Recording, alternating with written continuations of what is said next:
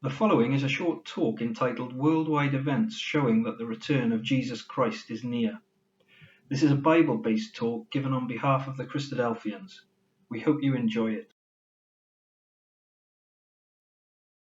We would like to concentrate on a passage of Luke's Gospel known as the Olivet Prophecy. This was given by Jesus shortly before his crucifixion. He was with his disciples on the Mount of Olives, looking down on the city of Jerusalem. It was his final chance to pass on to them what he knew would come to pass after his death. Specifically, he talked about events that would happen prior to his future return, an event we believe is near. Verse 26 of Luke 21 says that men's hearts would be failing them for fear and for looking after those things which are coming on the earth. And although we would have to admit that there have been many times since Jesus ascended to heaven that could be described as times of trouble, it has to be admitted that the universal application of these words to the entire populated earth during the year 2020 is absolutely unique. So much so, in fact, that we have become used to seeing headlines such as these in our newspapers. And indeed, wherever we look in the world, we will find this fear having gripped the collective consciousness. It is indeed a nightmare, and although we hope that the arrival of the various vaccines should enable some sort of return to normality, thoughts are now turning to the long-term effects of what the world has been through, whether it be problems with the economy and joblessness, or the physical and mental health impacts that are sure to follow. And so the question we are going to pose as part of this short presentation is whether the rest of the promises made by Jesus during his speech on the Mount of Olives came to pass. What gives us the right to claim that the problems being encountered by the world today are captured by this isolated verse in the Bible? So let us then consider the other verses we have on the screen and see if there is any proof of them having come to pass in order to support our case. We mentioned earlier that the speech given by Jesus at this time was aimed at the city and inhabitants of Jerusalem, and so we ask ourselves the question, did the events of verse 24 come to pass? And they shall fall by the edge of the sword, and shall be led away captive into all nations. Did the city of Jerusalem fall after the time of this speech of Jesus? Were its inhabitants taken captive? Well, the answer is yes, very shortly after this speech, in fact, and we can turn to history to support this.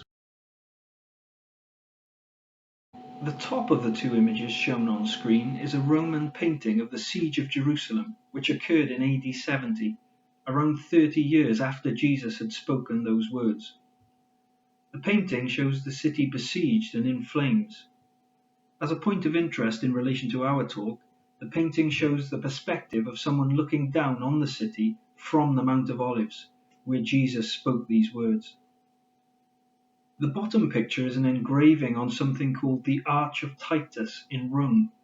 This can be visited today and was constructed in AD 81 as a commemoration of the events that took place in AD 70, some 11 years earlier, the victory of the Emperor Titus over the Jewish rebellion in Jerusalem.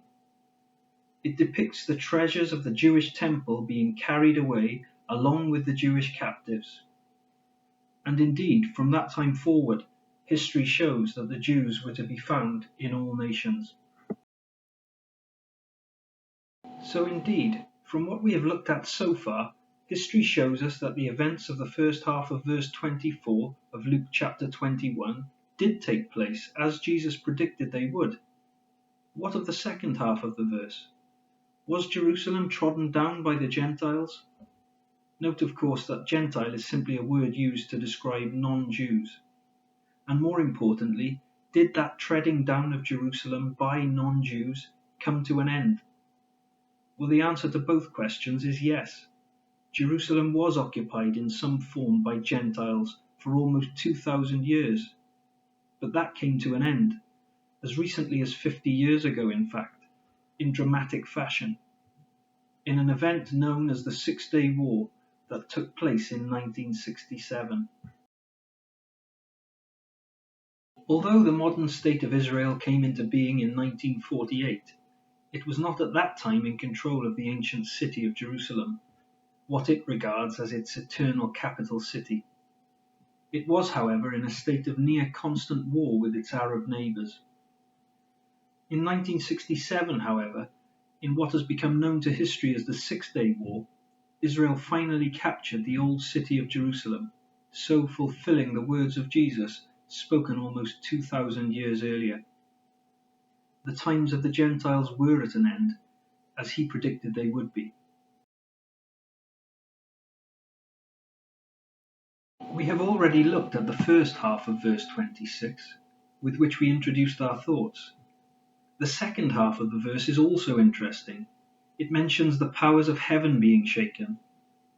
The powers of heaven in the Bible refer to political powers.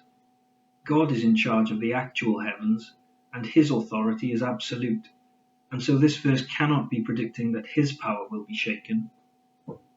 And so we ask ourselves a further question. Could the events we have been witnessing in the world recently be described as having shaken the political powers? Indeed, they could. This cover of Time magazine from earlier this year shows our friend Donald Trump attempting to swim to the White House, but appearing to be struggling in an ocean of troubles. COVID, of course.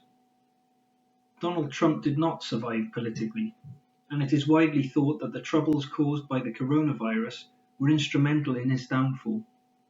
He may well not be the last political power to be toppled by this crisis. And as we mentioned earlier, there will be further crises that follow on from this one. The political powers have indeed been shaken, and we anticipate will be shaken further still. And so finally we arrive at the crux of this prophecy given by the Lord Jesus almost 2,000 years ago. The culmination of the events we have considered is to be his return to the earth.